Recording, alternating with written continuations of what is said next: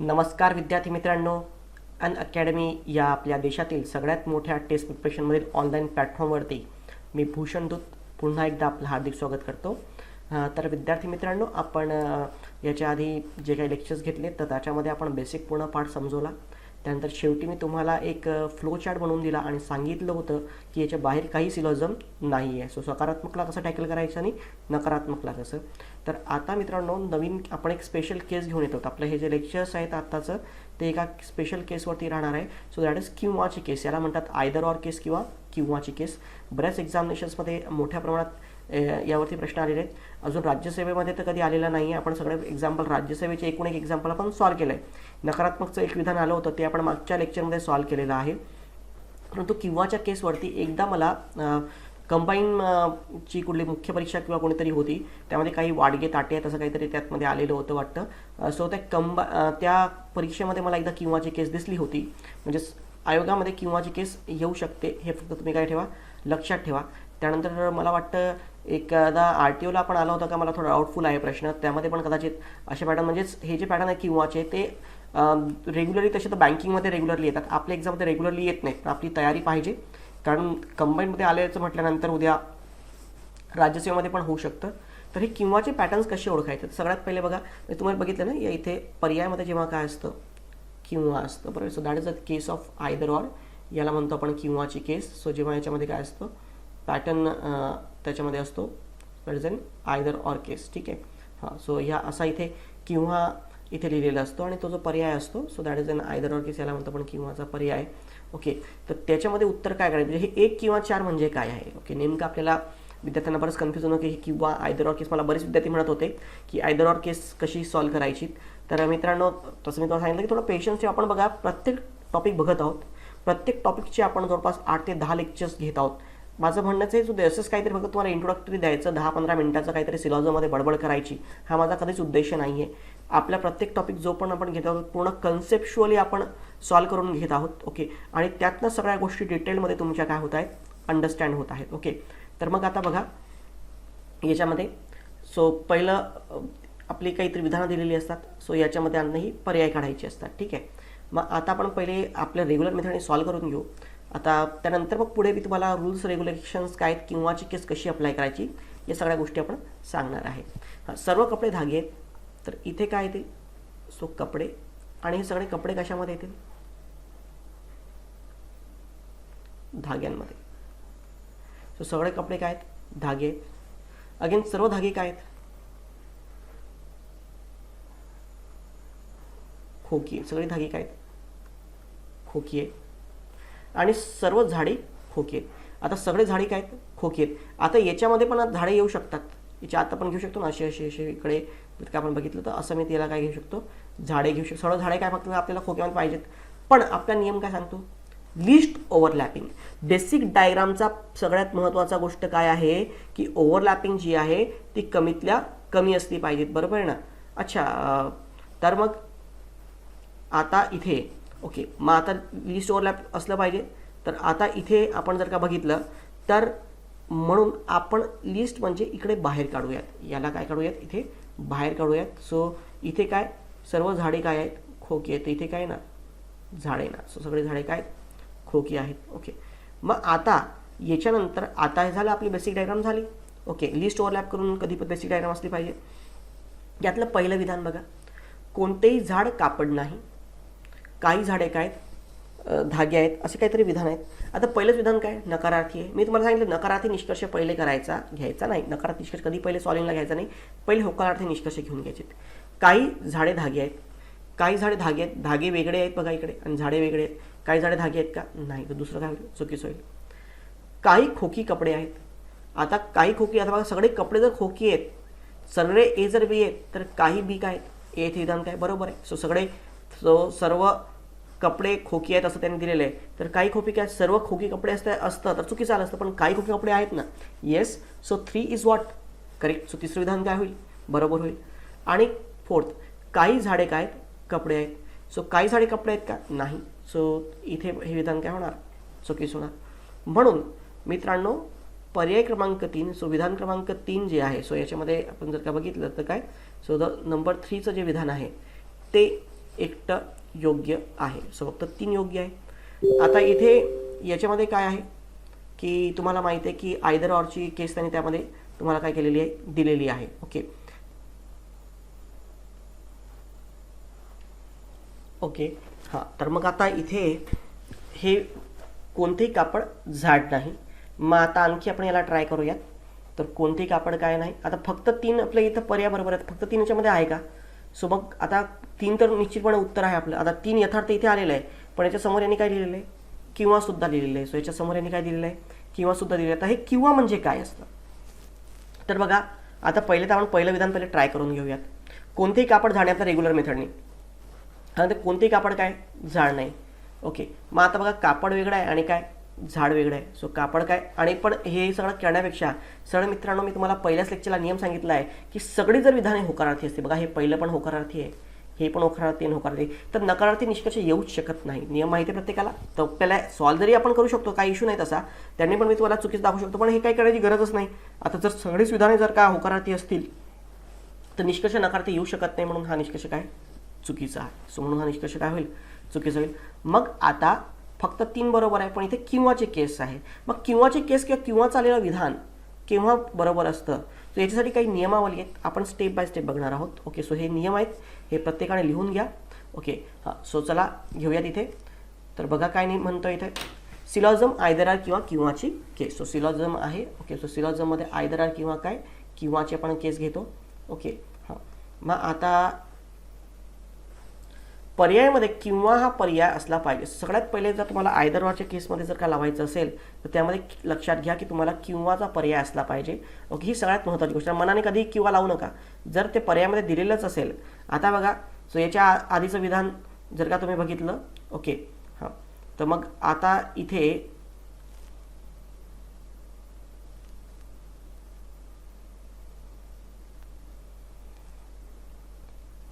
आता बघा हे विधान आपण बघितले 15वं विधान. आता इथे मधात जर का तुम्ही बघितलं तर तुमचं 2 आणि 3 काय आलं होतं, यथार्थ आलं होतं, बरोबर आहे ना. हां, पण आता इथे तुम्ही किंवाची केस इथे दिलेली होती, तेव्हा तुम्ही कदाचित किंवाचा काय करू शकता, विचार करू शकता, बरोबर आहे. अगेन इथे जर का तुम्ही बघितलं तर इथे किंवा दिलेलं, तेव्हा तुम्ही आपण काय करू शकतो, किंवाचा विचार करू शकतो. पण बघा आता इथे जे आहे हे स्टेटमेंट बघूयात. इथे काय किंवा असं कुठे पर्यायामध्ये आहे का, नाही. तर उगाच किंवाचा विचार करण्याची गरजच नाही.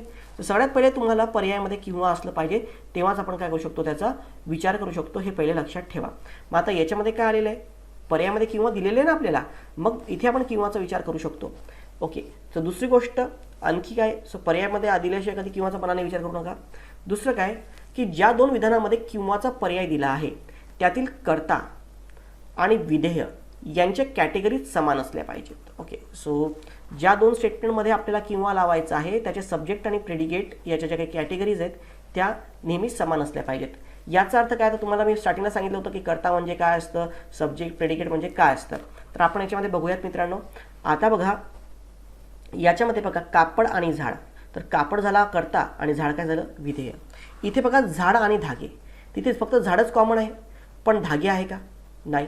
तर या दोन्ही विधानांच्या याच्यामध्ये कर्ता आणि विधेय जे आहे हे भिन्न आहेत. ओके, सो याची कॅटेगरीज भिन्न आहेत ना, कारण इकडे धागे आणि इकडे काय कापड आहे. दोन्ही गोष्टी सेमच असल्या पाहिजेत.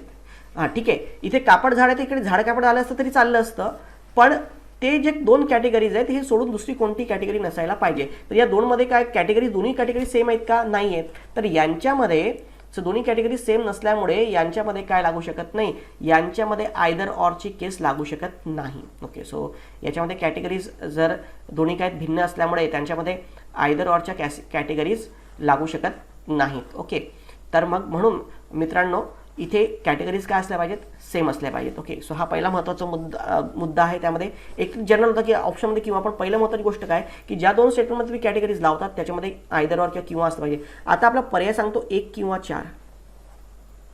आता इथे पण 1 किंवा 4, पण मित्रांनो आपलं 3 तर निश्चितपणे योग्य आलेलंच आहे. सो 3 तर पर्यायामध्ये असेलच, त्यात काही प्रश्नच उरत नाही आहे, बरोबर ना.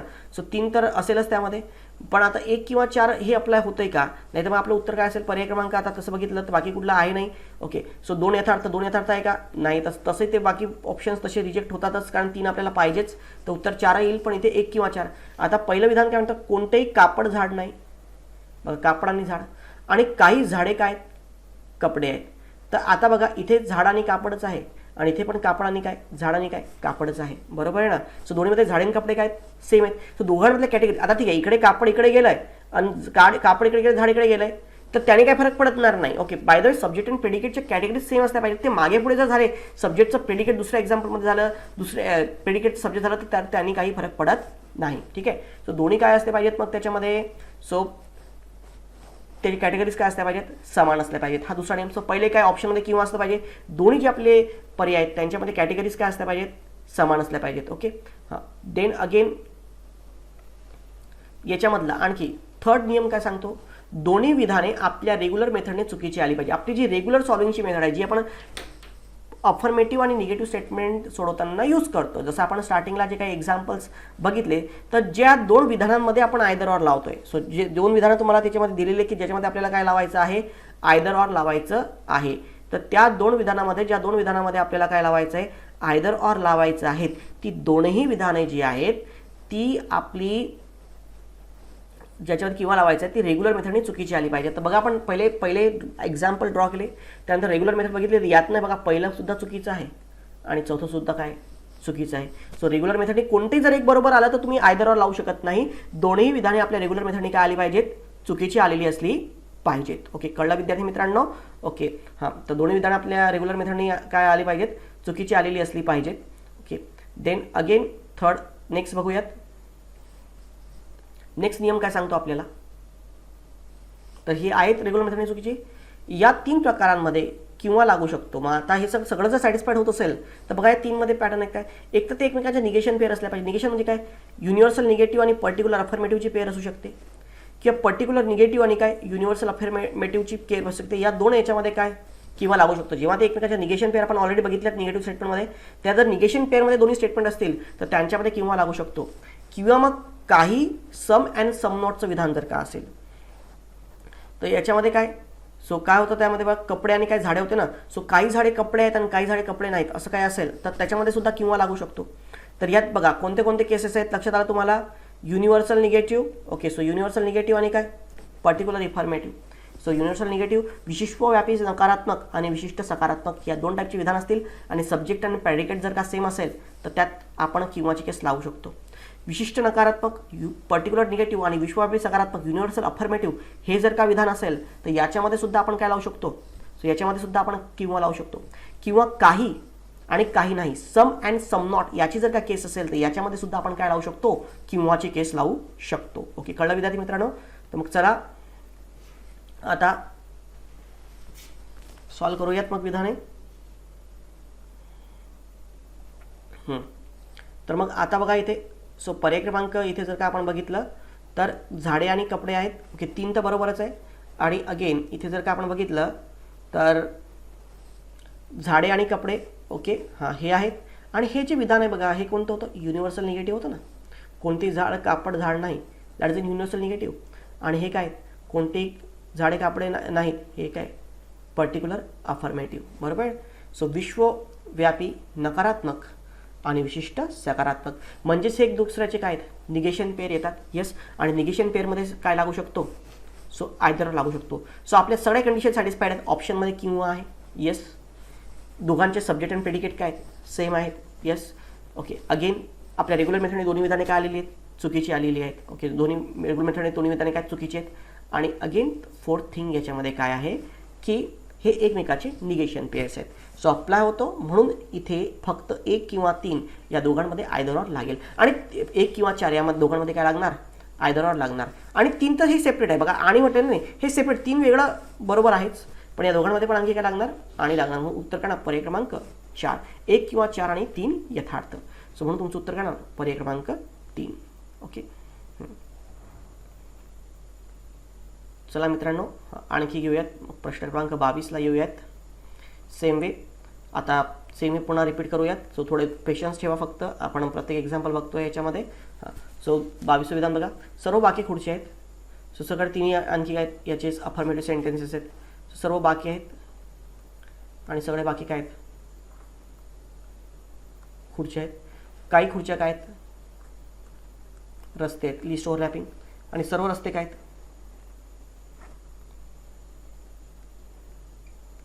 खांब आहेत. सो इज झालं basic diagram with list overlapping. काही खांब बाकी आहेत, खांब वेगळे आहेत, बाकी वेगळे आहेत. काही खांब बाकी आहेत का? नाही. काही खांब खुर्च्या आहेत, सो काही खांब खुर्च्या आहेत का? सो खांब आहेत हे, आणि ह्या काय खुर्च्या आहेत. सो काही खांब खुर्च्या आहेत, येस आहेत. सो दुसरं विधान काय होईल? बरोबर होईल. काही खांब खुर्च्या आहेत, ओके. हां, सो दुसरं विधान काय होईल? बरोबर होईल. अगेन काही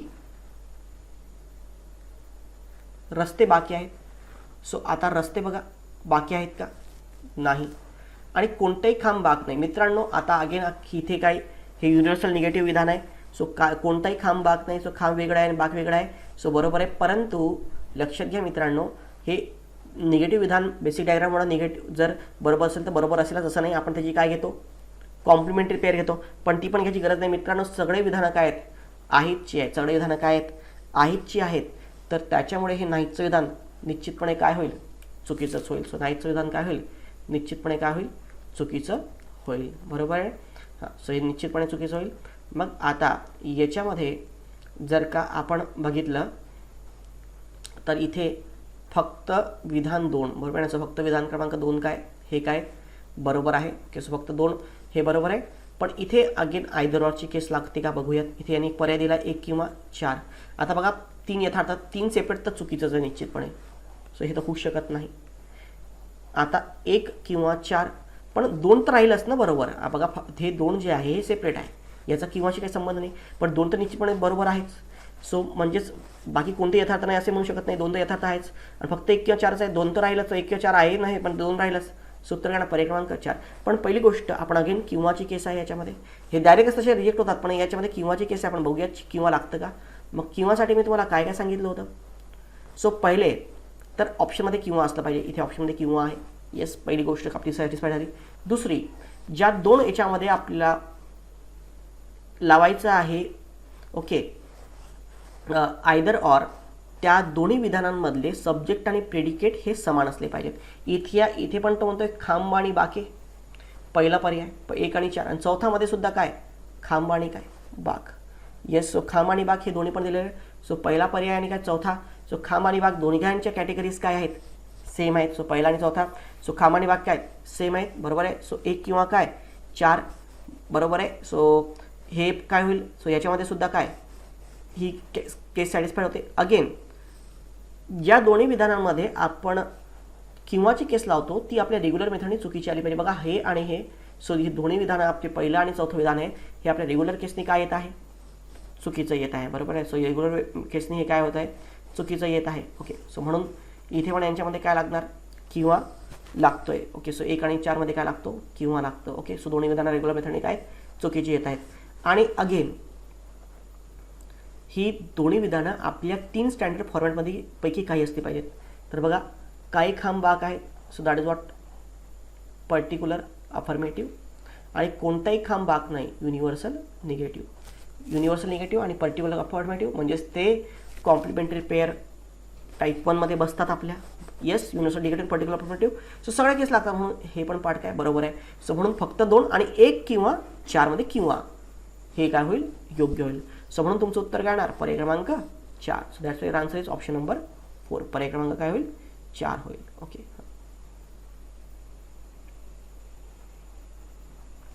अगेन चला मित्रांनो नेक्स्ट एक्झाम्पल घेऊयात. अगेन याच्यामध्ये पण काय आहे? किंवाची केस आहे. तो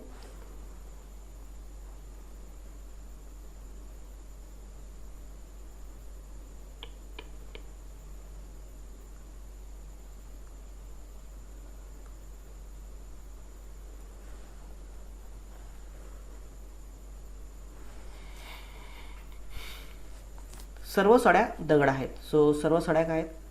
सो सगळ्या सड्या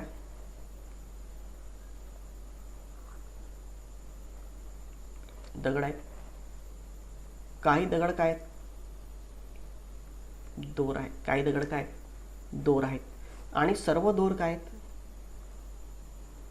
दारे आहेत. सर्व दोर काय आहेत? दारे आहेत. ओके, सो सड्या दगड आहेत. सगळे दगड काय आहेत? दोर आहेत. आणि दगड काय आहेत? दारे आहेत. हां, सर्व दोर काय आहेत? दारे आहेत. मग आता काही सड्या काय आहेत? दोर आहेत. सो काही सड्या दोर आहेत. सो सड्या आणि दोर होईल का? नाही. सो उत्तर पर्याय काय पहिलं काय होणार? चुकीचं उत्तर. काही दारे दगड आहेत. सो आता बघा दारे आहेत. ओके, हां, हे दगड आहेत की नाही? येस. सो दारे दगड आहेत, येत आहे. सो म्हणून हे विधान काय होणार? बरोबर होणार. काही सड्या दोर आहेत. आता नकारार्थी विधान आहे, आपण ते नंतर बघूयात. सर्व दारे दोर आहेत. सर्व दारे दोर आहेत का? सर्व दोर दारे आहेत, पण याचा अर्थ सर्व दारे, सर्व ए जर बी असतील तर सर्व बी ए आहेत का? नाही. सो हे काय होणार? चुकीचं. सर्व दारे दोर असं म्हणू शकत नाही आपण. ओके, मग आता एक मात्र इथे एक निगेटिव्ह विधान आहे. आणि पहिली गोष्ट मित्रांनो, हे सगळे अफर्मेटिव्ह आहे. तर निगेटिव्ह विधान आहे, तर निगेटिव्ह विधान अफर्मेटिव्ह दिलेले स्टेटमेंट दिलेले असतील तर नकारार्थी निष्कर्ष येऊ शकत नाही, म्हणून हे विधान काय होणार? चुकीचं होणार. मग फक्त याच्यामध्ये काय? 2 यथार्थ. बरोबर आहे ना? सो फक्त 2 काय याच्यामध्ये? सो आपण फक्त काय बरोबर होईल. आता अगेन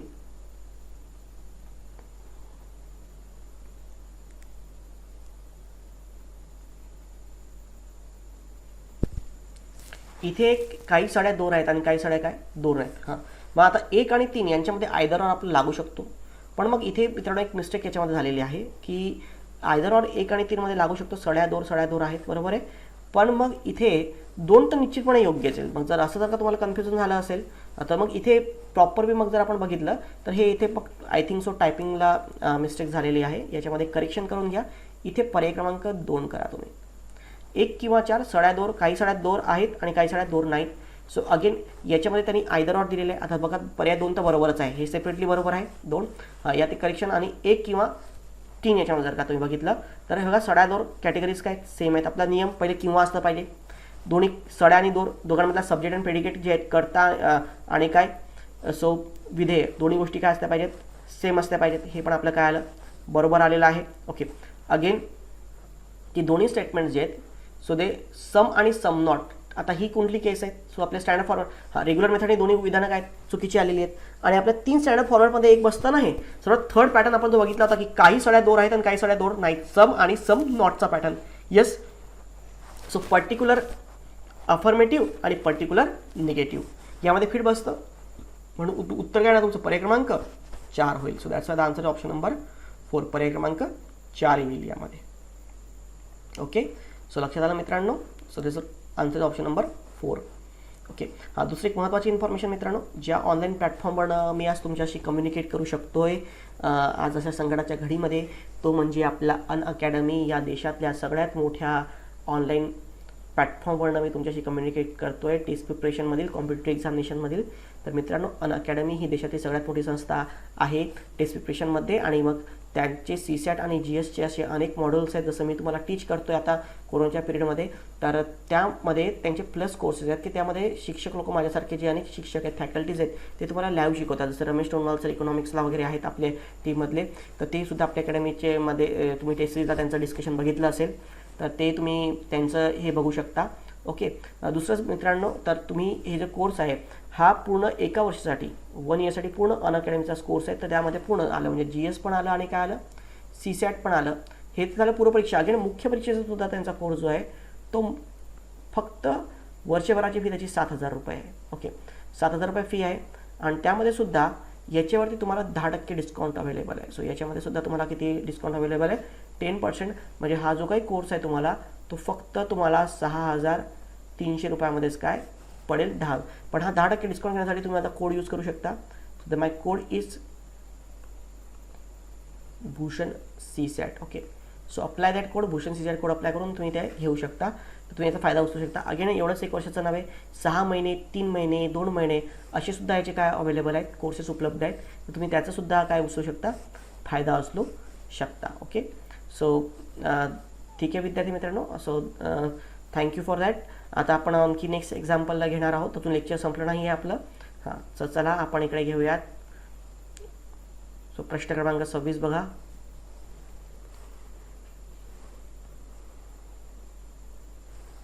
सर्व झाड फुले आहेत. सो सर्व झाड काय? फुले आहेत. कोणतेही फूल काय नाही? कोणतेही फूल फळ नाही. तर वेगळं काढूयात आपण. सर्व फांद्या फळे आहेत. सर्व फांद्या काय? फळ आहेत. तर कोणते फूल फळ नाही? फळमध्ये फांद्या पाहिजेत ना. ओके, सो थोडं याला मोठं काढूयात आपण. फांद्या आणि हे काय? फळ. बघ आता अगेन मित्रांनो याच्यामध्ये बघा किंवाचे केस आहे. हां, मग आता पहिले निष्कर्ष अफर्मेटिव्ह सेंटेन्स पहिलंच एक काही फांद्या झाडे आहेत. सो काही फांद्या झाडे आहेत का? नाही, तर पहिलं तर येणारच नाही. हां, मग आता इथे जर का तुम्ही बघितलं तर पहिलाच चुकीचा, तर नाही बाकीचं आपलं काही सांगू शकत नाही. पण पहिलं चुकीचं म्हणून फक्त 1 किंवा 4, फक्त 1 किंवा 3 आता आणखी आपल्याला काही कळत नाही. मग आता आणखी निगेटिव्ह विधानं पहिले चेक करून घ्यायची. रेग्युलर मेथड आपली यूज करायची. कोणतेही फळ झाड नाही. सो हे बघा इथे फळ आहे आणि इकडे काय झाड आहे. सो फळ, कोणतेही फळ झाड नाही. आता इथे बघा कोणतेही फळ झाड नाही, तर बेसिक डायग्राम हे बरोबर दिसतंय आपल्याला कोणतेही फळ झाड आहे का? नाही आहे. पण बेसिक डायग्राम बरोबर असेलच असे नाही. सो हा जे विधान आहे कसं आहे, युनिव्हर्सल निगेटिव्ह आहे. तर त्याचं कॉम्प्लिमेंटरी बेस काय होईल? काही फळ काय आहेत?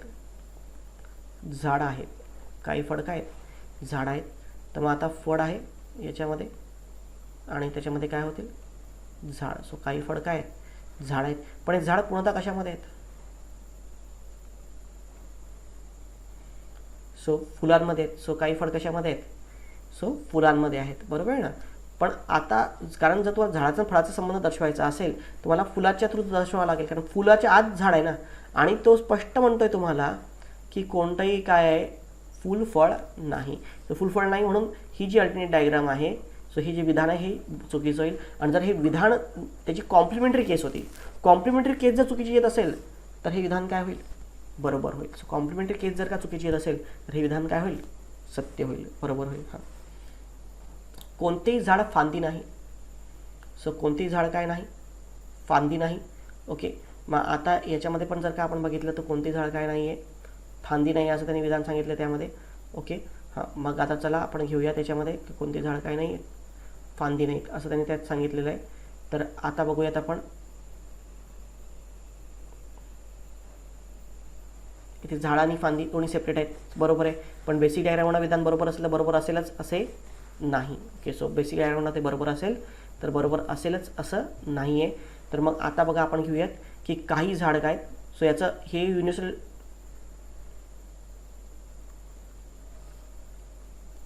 निगेटिव्ह. तर काही झाड काय आहेत? फांदे आहेत. सो ड्रॉय करूयात. झाड इकडे आहेत आणि काय फांदे आहेत.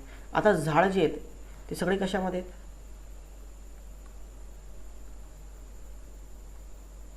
फुलांमध्ये आहेत, बरोबर आहे ना. आणि अगेन हे कशामध्ये आहेत? फळांमध्ये आहेत. आता फुलं फळंच येऊ शकत नाही, त्यांच्या हातले काही एकासोबत येऊ शकतात का? नाहीच येऊ शकत, बरोबर आहे. सो ही सुद्धा अल्टरनेट डायग्राम काय आहे? चुकीचे. हे विधानच काय? चुकीचं आहे. मग हे विधान चुकीचं आहे म्हणून हे काय होईल? बरोबर होईल. सो म्हणून इथे उत्तर काय येणार? 2 आणि 3. सो म्हणून उत्तर पर्याय क्रमांक 4. म्हणजे असं नाही की किंवाची केस असेल लिहिलेली ऑप्शनमध्ये तर किंवाचं विधान बरोबरच असेल असं नाही आहे, लक्षात घ्या. सो हे दोन्ही विधानं काय आली? बरोबर आली. आता दुसरं विधान त्यांनी काय सांगितलं होतं? मी तुम्हाला रूल दिलेला आहे बघा. इथे तुम्ही म्हणणार इथे 1 किंवा 3. अरे पण जर 3 बरोबर येतं आहे आपलं, कारण हे शक्यच नाही डायग्राम, तर हे विधान काय बरोबर आहे. ते दोन्ही विधानं आता मागच्याच्यात आपण काय लावलं? किंवा लावलं. पण किंवा लावण्यासाठी काय होती की रेग्युलर मेथडने आपली ती जी विधानं होती बघा, इथे आपण किंवा लावलं. पण किंवा लावताना रेग्युलर मेथडने ती विधाने काय आली होती? चुकीची आली होती. पण जर आपले विधान जर बरोबर आलं असेल तर तिथे कुठेही अप्लाय नका करू. आता ऑलरेडी दुसरं तिसरं विधान काय बरोबर आहे. आता म्हणा नाही काही फांदे झाडे आहेत आणि काही झाड फांदी आहेत, दिसतं युनिव्हर्सल निगेटिव्ह पर्टिक्युलर लावा किंवा बरोबर आहे 1 किंवा काय 3. अरे असं नाही आहे. हे पहिले दोन्ही विधानं काय आली पाहिजेत? ते जी विधानं आहेत ती चुकीची आली पाहिजे. पहिलं चुकलं पण तिसरं बरोबर आलं ना. जर एखादं सुद्धा त्यात बरोबर असेल तर आपण त्याच्यामध्ये आयदर ऑर किंवा लावू शकत नाही. म्हणून इथे उत्तर काय राहणार? दुसरंही बरोबर आणि तिसरंही बरोबर. सो म्हणून काय 2 आणि 3 बरोबर. तर मग आता इथे किंवा अप्लाय होणार नाही. सो इथे किंवाची केस अप्लाय होईल का? सो इथे आयदर ऑर किंवाची केस अप्लाय होणार नाही. ओके, सो कळलं विद्यार्थी मित्रांनो. सो अशा प्रकारे आपलं हे लेक्चर आता संपलेलं आहे. ओके, सो येणाऱ्या लेक्चर्समध्ये आता आपलं कितपर्यंत झालेलं आहे? 27 पर्यंत झालेले आहेत. आणखी आपले 1 2 3 4 5 6 7 ओके, आणखी 7-8 उदाहरणं आपली राहिलेली आहेत. ती आपण पुढच्या लेक्चर्समध्ये फास्टमध्ये कवर करूयात. ओके, आणि मग त्यानंतर आपलं आणखी आयदर ऑर केस संपती आहे. नंतर मग पॉसिबिलिटी वगैरेच्या केसेस आहेत. सो त्याचं आपण हे बघूयात. Okay, so thank you very much विद्यार्थी मित्रांनो, धन्यवाद.